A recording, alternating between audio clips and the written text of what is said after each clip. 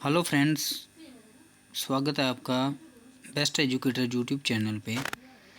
आज हम आपके एग्ज़ाम के लिए बेस्ट टॉपिक लेके आए हैं, जिसमें 2 से 3 क्वेश्चन तो पक्के आते हैं एसएससी के एग्ज़ाम में। British governor general and viceroys. और इसमें फर्स्ट क्वेश्चन है, who was the first governor general of Bengal. आपको सबको पता है कि पहला गवर्नर जनरल बंगाल का लॉर्ड क्लाइव था, और इस हिसाब से इसका ए पार्ट करेक्ट आंसर होगा। और सेकंड है कि वाइट म्यूचुनिटी किसके शासनकाल में आई थी। ये लॉर्ड क्लाइव के शासनकाल में आई थी, और इसमें ये पूछा है कि लॉर्ड क्लाइव के शासनकाल में कौन सी म्यूचुनिटी आई थी, और इसके वाइट म्यूचुनिटी करेक्ट आंसर होगा। और अगली थर्ड में पूछा गया है कि dual government start by lord Clive in Bengal, कि कौन से साल में लॉर्ड क्लाइव ने डुअल गवर्नमेंट शुरू की थी। और 4 ऑप्शन है इनमें से, और स्टार्ट की थी लॉर्ड क्लाइव ने 1765 को। क्वेश्चन नंबर 4, ये जो जितने भी क्वेश्चन हैं ये आपके प्रीवियस ईयर आए हुए हैं, यूपीपीसीएस और एसएससी और जितने भी कॉम्पिटिटिव एग्ज़ाम हैं। 4th क्वेश्चन है, which governor tenure diwani rights of Bengal. जो बंगाल के दीवानी राइट उड़ीसा और बिहार के थे, ये ईस्ट इंडिया कंपनी ने पॉइंटर किए थे शाह आलम को। किसने किए थे ये भी किए थे लॉर्ड क्लाइव ने। और इसका करेक्ट आंसर ए पार्ट हो जाएगा। 5th क्वेश्चन है, who was the founder of British empire in India. इसमें पूछा है कि ब्रिटिश एम्पायर जो अंग्रेजी शासन था उसको किसने स्थापित किया था इंडिया में। इसका सही आंसर भी लॉर्ड क्लाइव होगा। लॉर्ड क्लाइव ही थे जिन्होंने पहले बंगाल में इंडिया का अपना ईस्ट इंडिया कंपनी में अपना शासनकाल शुरू किया था। 6th क्वेश्चन है, who among has been called heaven born general. ये बी पार्ट आंसर होगा इसका। Question number 7, who was first governor general of Bengal. ये होगा वारन हेस्टिंग। ये भी आपको सबको पता है कि गवर्नर जनरल बंगाल के वारन हेस्टिंग थे फर्स्ट। क्वेश्चन नंबर 8, जो बिहार पब्लिक सर्विस कमीशन में आया है कि जो रेगुलेटिंग एक्ट था वो कब पास हुआ था। रेगुलेटिंग एक्ट ये 1773 में पास हुआ था। इसका करेक्ट आंसर सी पार्ट हो जाएगा। आज हम फ्रेंड्स टोटल 30 क्वेश्चन करने वाले हैं। 9th क्वेश्चन है, who succeed Robert Clive to lead the East India company, कि रॉबर्ट क्लाइव के बाद कौन सा वाइसराय आया था। इसका होगा Lord Hasting. Question number 10th है कि एशियाटिक सोसाइटी इन कलकत्ता जब बनी थी तो वो उस समय कौन गवर्नर जनरल था। इस समय वारन हेस्टिंग गवर्नर जनरल थे। इसका बी पार्ट आंसर हो जाएगा। 11th क्वेश्चन है, the policy of security cell is related with. जो एक पॉलिसी थी सिक्योरिटी सेल, ये किसने चलाई थी। ये भी वारन हेस्टिंग द्वारा चलाई गई थी। क्वेश्चन नंबर 12 है, who among the following abolish dual government system in Bengal, की जो सेंटर और स्टेट की डुअल गवर्नमेंट सिस्टम था बंगाल में, वो किसने एबॉलिश किया था, कि किसने मिटाया था? ये मिटाया था ये लॉर्ड कॉर्नवालिस, जो कि सिविल सर्विसेज के फाउंडर भी माने जाते हैं।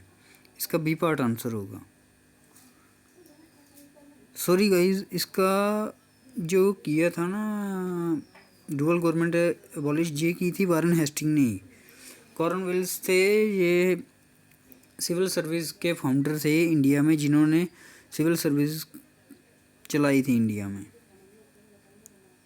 क्वेश्चन नंबर 13 है, which one of the following governor general was impeached the British parliament. British parliament भी वारन हेस्टिंग द्वारा ही इम्पीच की गई थी। क्वेश्चन नंबर 15, ये दो स्टेटमेंट दी गई हैं, इनमें देखना है हमें कि दोनों में से कौन सी करेक्ट है। पहले में दिखाया है कि वारन हेस्टिंग है establish the dual system of government in Bengal in 1765,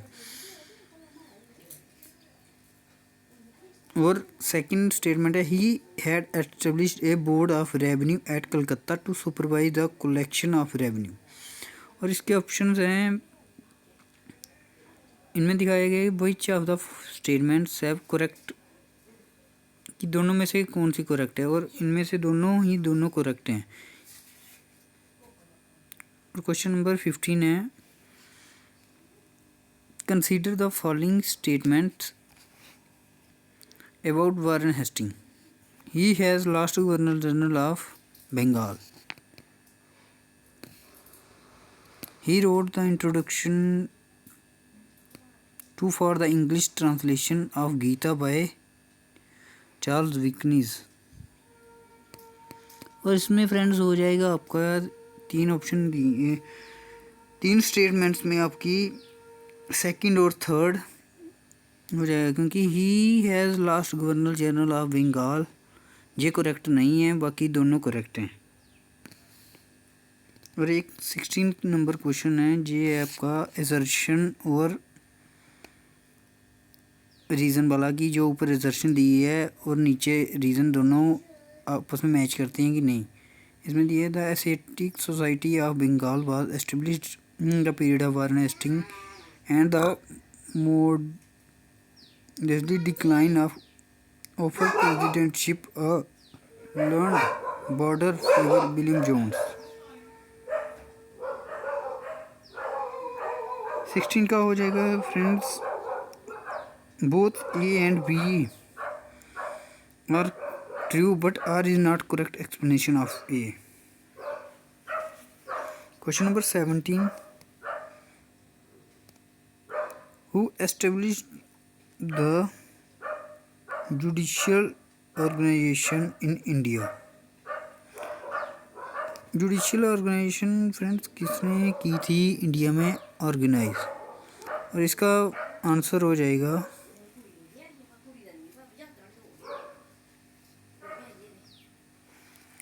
जी की थी सर कॉर्नवालिस ने। जो मैंने आपको पहले ही बताया था कि कॉर्नवालिस जो थे ये सिविल सर्विसेज के हमारे फाउंडर थे। क्वेश्चन नंबर 18 है, who among the following governor general created the coordinated civil services. जो मैं आपको पहले ही बता रहा था कि ये सिविल सर्विसेज किसके नाम से जानी जाती है, ये सी पार्ट करेक्ट आंसर हो जाएगा। ये तो पहले ही बताया मैंने आपको कि Cornwallis founder of civil service. ये IAS प्री का क्वेश्चन है जो 2010 में आया है। क्वेश्चन नंबर 19 है, the enforcement of public services commission was done by. ये भी UPSC मेंस का क्वेश्चन है, ये भी आपका कॉर्नवालिस ही आएगा इसका correct answer.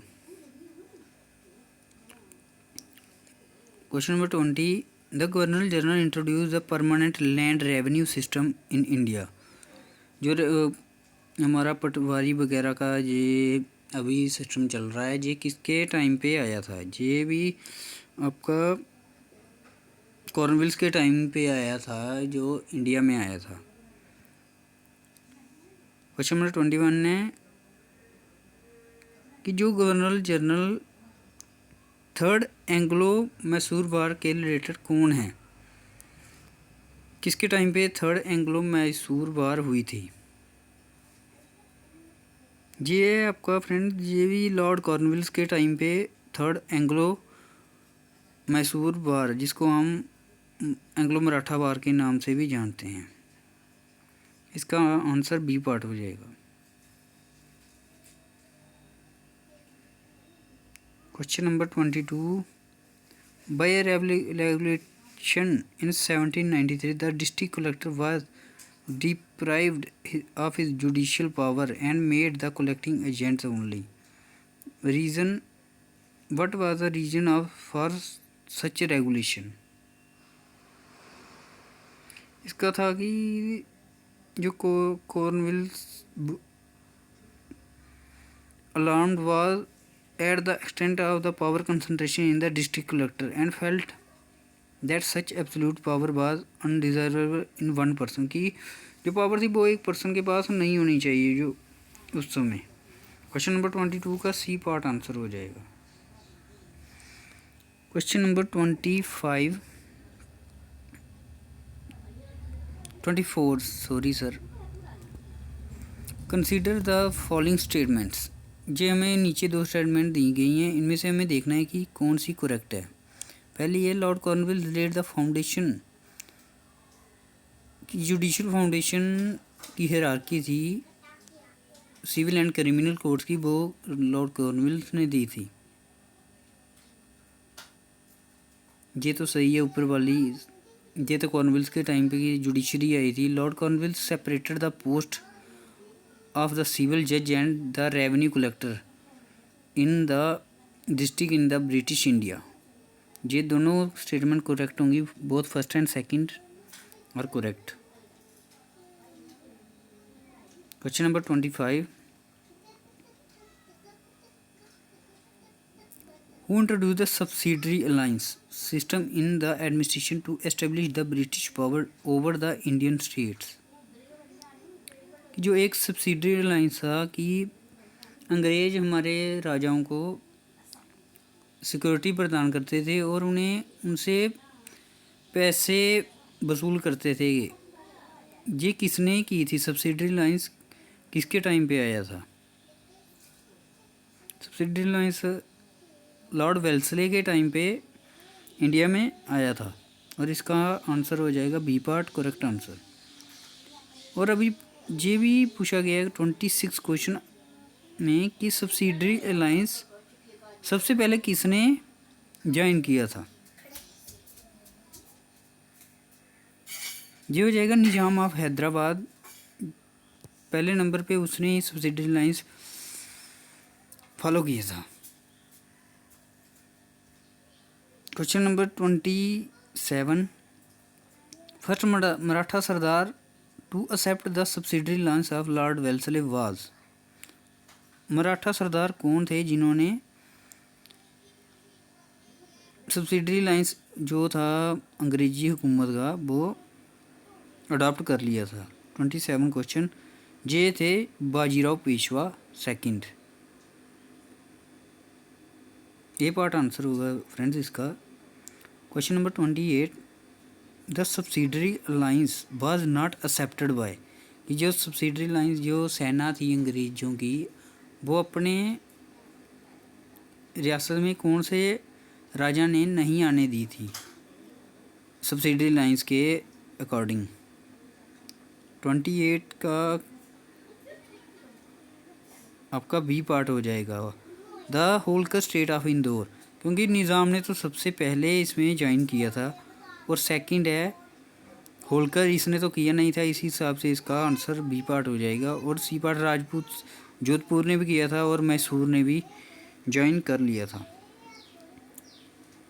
Question number 29 the main aim of the East India company to make subsidiary alliance in Rajput state was, कि उनका मेन मकसद क्या था जो सब्सिडरी अलायंस राजपूत उनकी जो रियासतें थी वहाँ पे लाने का। इसमें इसका सही आंसर हो जाएगा to establish the sovereignty of the British. वो अपना साम्राज्य स्थापित करना चाहते थे उन रियासतों में। और आज का लास्ट क्वेश्चन है friends, question number 30। Which of the following statement does not apply to the system of subsidy lines introduced by the Lord Wellesley? की कौन सी स्टेटमेंट है जो अप्लाई नहीं होती सब्सिडी लाइन्स में? फर्स्ट है to maintain a large standing army at other expenses, a part. ये भी थी to keep the India keep India safe from Napoleonic danger, to secure a fixed income for the company, to establish British permanency over the Indian states. इसका friends correct answer होगा to secure the fixed income for the company. Thank you friends. आज के 30 questions जो आपके paper के हिसाब से important हैं, ये कम से कम 1 से 2 क्वेश्चन तो आपका देखने को पेपर में ज़रूर मिलेगा। और भी 22 रहे हैं, ये हमने फर्स्ट 2-3 पढ़े हैं। अगली वीडियो में मिलते हैं नेक्स्ट के साथ। आप अगर वीडियो अच्छी लगे तो वीडियो को लाइक, शेयर और चैनल को सब्सक्राइब करना। Thank you friends.